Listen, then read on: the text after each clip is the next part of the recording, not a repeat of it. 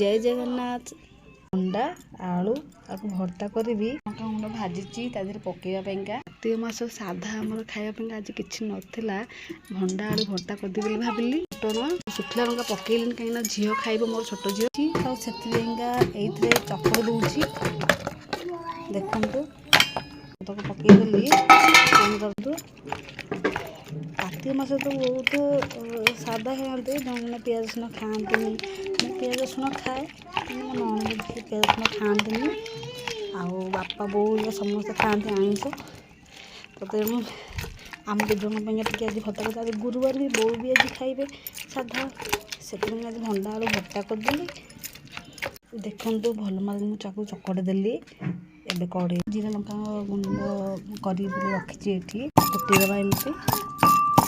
झील साधा काढ़ी सारा पर मुझे पकईबी गला पकईदबा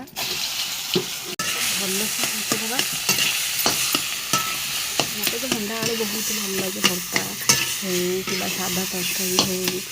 मत बहुत भल लगे भंडा सब थर पड़े आ भजा है मत तो भल लगे सादा भजा मोर तरकारी टी हो डाली छोट छोट कटा होती काढ़ी चकटी खाया भारी भल लगे लगुनि ये आलू भर्ता भाई पूरा रिटो देखा भंडा खाली भंडा कटा तो टेस्ट लगे बहुत भल टेस्ट लगे खुआर देखते